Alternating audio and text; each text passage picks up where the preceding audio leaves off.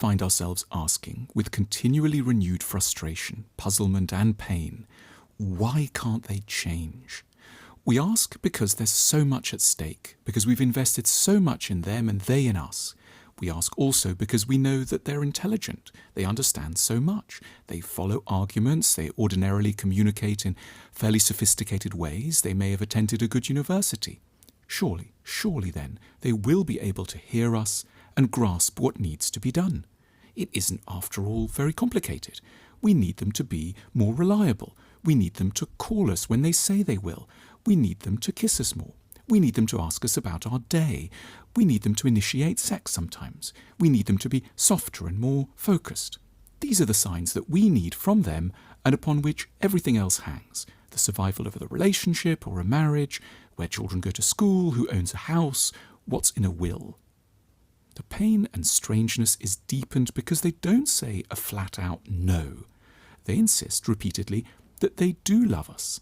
At points they appear to listen to us. They don't want the connection to unravel either.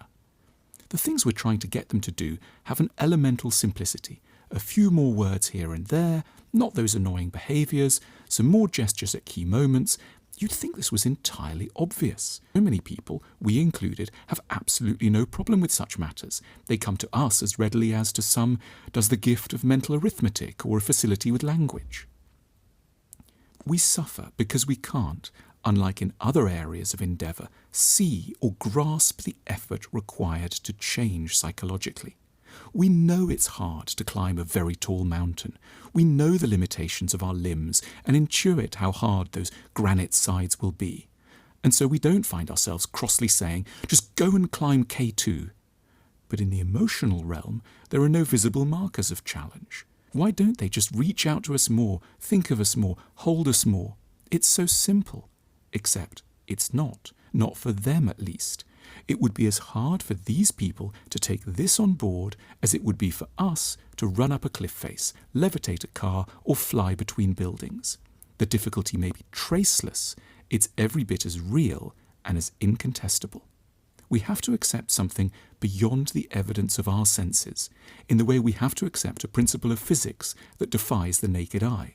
We have to accept that for a certain sort of person, to say a sentence like, I can't live without you, I need you so much, though it's made up of 10 commonplace, non-syntactically arduous words, is as much of a challenge as would be lifting up a tree with one's little finger or flawlessly translating a text from Finnish to Korean in an instant. When we protest and say, why don't they just? In our disbelief, there is so much that we're not at that moment seeing.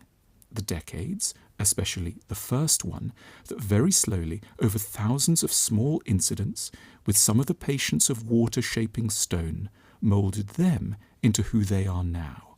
We're not seeing the small boy or girl who had to cope with a father who left the family, or a mother who undermined them across long years. We're not seeing how they had to adapt to make it through, and why certain learned responses made sense. We're not seeing that character is a substance as tough as catgut and as hard to alter as muscle. This has nothing to do with intelligence in the standard sense of an ability to understand an argument and respond to information. They can do this extremely well every day in their work, as we know. But this is of another order. It has to do with the way that they were assembled as an emotional being. It touches on the wiring of their soul. We can no more just become a person who runs at a certain emotional temperature than we can be a person who just competes in the Olympics or just changes their eye colour.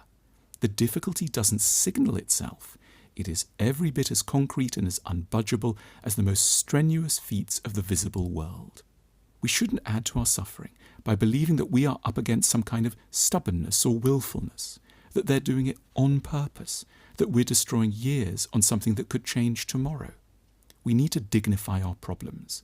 Our lives haven't become unmoored by a haphazard matter or a nastiness of character or a streak of spite.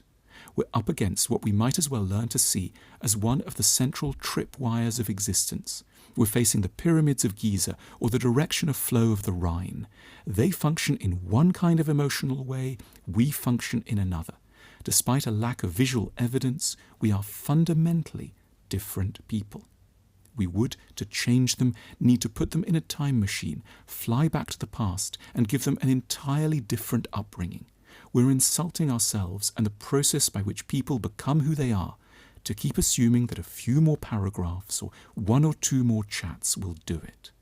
If we need to leave them, and we may, let's not compound our suffering by assuming it's caused by negligible factors. We were trying to remake a human being. We were trying to bend the laws of time and space. We were attempting to retool emotional DNA with our bare hands. How noble and how brave of us to try.